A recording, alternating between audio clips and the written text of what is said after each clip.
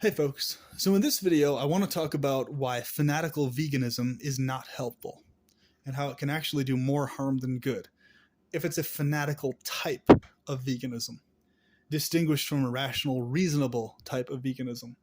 So what I practice is called the CVRG diet, which means city slash rural countryside agri-center vegetarian or vegan RG, responsible gatherer. So CVRG.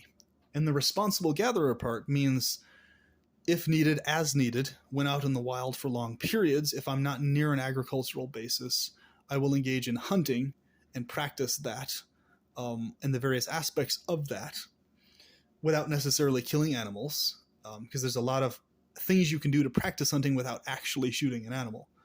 There's a lot more to it. The shooting is just the one last little bit of it. The rest of it, most of hunting is all the other things other than shooting the animal. In fact, so what I'm saying is that CVRG type diets, which means you're a vegan or a vegetarian while in a city or in a rural agri-center, but you're very reasonable and rational about if you're in the wild for a long period, about going ahead and actually practicing hunting or trapping to supplement your diet with food and things like this. Anybody in the world can apply this principle or this diet to their lifestyle and to how they go about eating stuff. It's totally doable by anyone, especially if you're not in a wheelchair and you have the ability to move and walk. It's totally doable because anybody can be a vegetarian or vegan in a city, and you can also practice hunting when you're out in the wild as needed. But of course, not unnecessarily. You only do it by necessity. You don't just go out of your way to kill, of course. But the point is these things have to be practiced, though.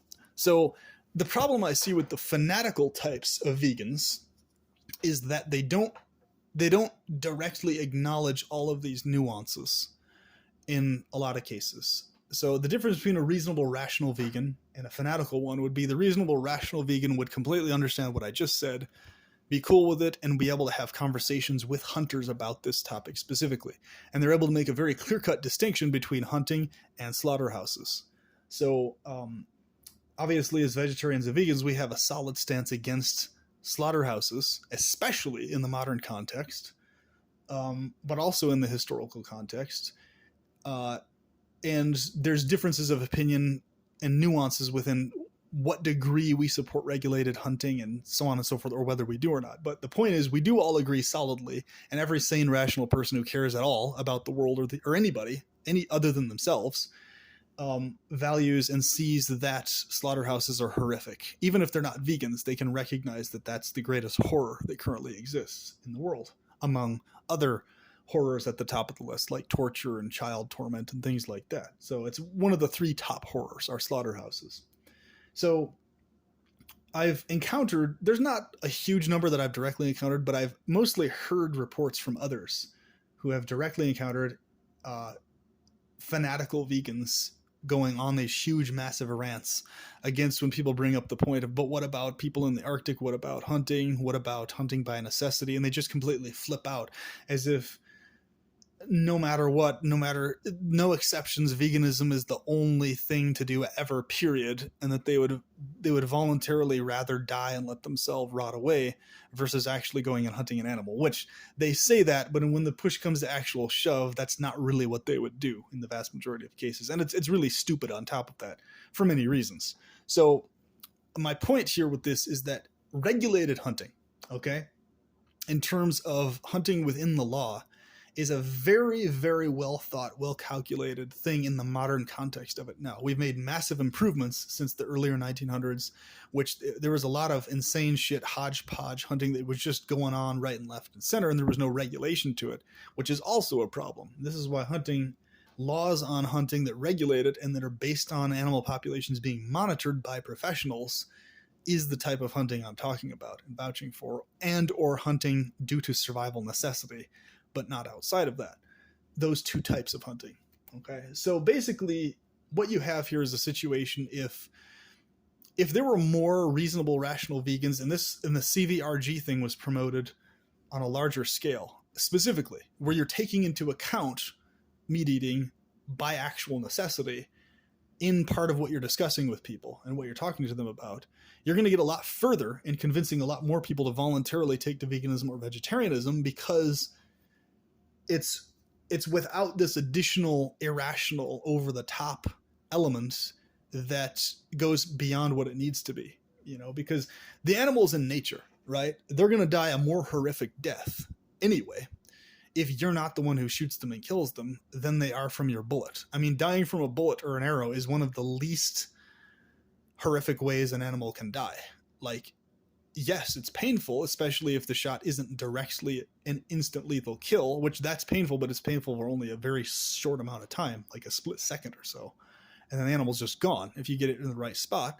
But if you get an arrow, and the animal gradually bleeds out, yeah, it'll be painful, but compared to other ways the animal would die, of starvation, of disease, of being eaten by another animal, of a broken limb and then dying of hypothermia, getting shot by a hunter is literally at the bottom of the barrel. It's the least painful way next to tranquilization and just being put to sleep, which is obviously the least painful way. So outside of putting the animal to sleep, tranquilizing it, the next least painful thing is it being shot. So every good hunter that exists has this psychology towards animals. They're focused on getting the most direct, most lethal shot as immediately, and that's their ideal shot. Obviously, they're not purposely trying to aim off target or just shooting randomly at the body of the animal. Now, obviously, not every shot directly hits its target as intended, and that's considered a bad shot. So the point is there's an impetus to become a really good shot as a hunter so that the animal does not suffer, because your focus as a hunter is you're wanting the animal to not suffer. Specifically, that is your focus. And on top of that, you're wanting to perfect the art of that to where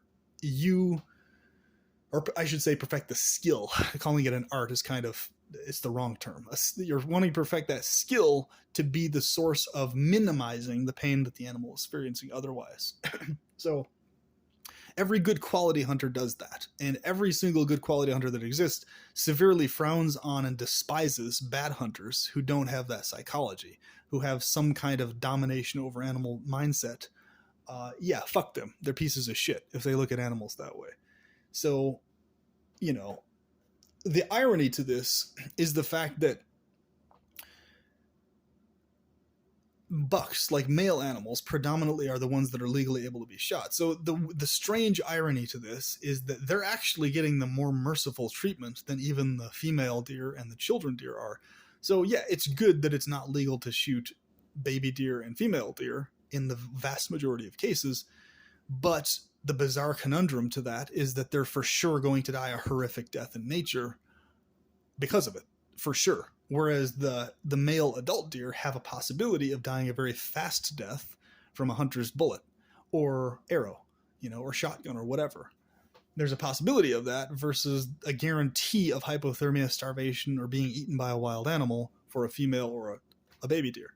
So, good grief. I mean, you look at the situation and it's like hunting is nowhere near as bad of a thing as the fanatical vegans make it out to be. It's a completely different ballpark. It's a completely different thing from slaughterhouses, because you're going after animals who have had a full life of being out in the open. They haven't been encaged. They haven't been trapped.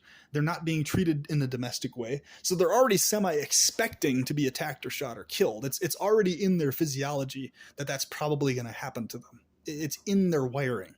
So that being in their wiring, in their adrenaline system, like when going around, it's going to be far less of a surprise to a wild animal if it gets shot or killed or something, because it's always on edge and always on alert to something potentially killing it, right? That's naturally how animals in the wild are. They're wired that way. So if it's in the wild and it's already on alert for being killed, and then it does get killed, it's sort of already pre-prepped to some extent for being killed, versus an animal in a slaughterhouse, which is not pre-prepped for being killed. It's semi being treated in a domesticated way. So the animal's terrified and confused. Was this being protecting me or killing me? But it's also seeing its fellows. So it's just a horrific situation any way you look at it for an animal in a slaughterhouse. And they're not necessarily in a state in the way an animal in the wild is, because they are trapped. So it's either going to be this horrific panic state that they're in, unexpectedly, surprisingly, or it's just this constant anticipation nonstop of the fact that they're for sure going to be slaughtered this way. Whereas an animal in the wild, it has no idea how it's going to die or get killed or whatever. So it's not going to be in this either brooding state on it or this delusional state that it's protected, and then this immediate shock and horror of the one that was supposedly protecting it being killed. And it depends on how the slaughterhouse runs its operation. Some of them basically deceive the animal that it's being protected and then kills it unexpectedly. Others, it's just a horror show the whole way. Either way, it's fucking horrific and it's terrible and should not be done. So the backlash to fanatical veganism that you run into with these assholes, meat-eating supporters and shit like that, it mostly comes from as a backlash to fanatical types of vegans.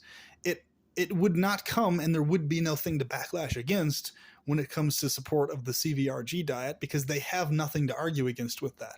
They're able to eat the meat and stuff as long as they man up and go and hunt it themselves and aren't a little pussy and just eat something that somebody else kills for them. You know what I'm saying?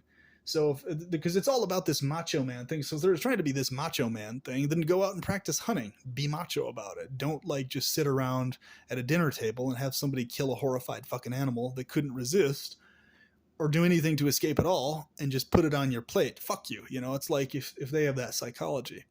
So it's going to help the vegan movement as a whole in terms of promoting it and everything else if CVRG is directly acknowledged. If hunting of wild animals in a regulated legal way is directly acknowledged for the beneficial thing that it is, or I should say at least the least harmful thing that it is. It's basically very much so the lesser of two evils. Having a legal regulated hunting system going on every year is far more merciful and beneficial to the animals in the wild than having no hunting whatsoever legalized or regulated or anything else, because they're just going to die horrific fucking deaths by wild animals or the elements. So please think about this. If you're a vegan and or a vegetarian and you're opposing slaughterhouses, which you should, treat hunting as a very separate topic and understand all these nuances to it as a distinct thing from slaughterhouses. And you will come to a much more mature understanding of your own diet and a much more mature level of compassion for animals than you may currently have. So without further ado, thank you for listening. I hope this was helpful. Talk to you later.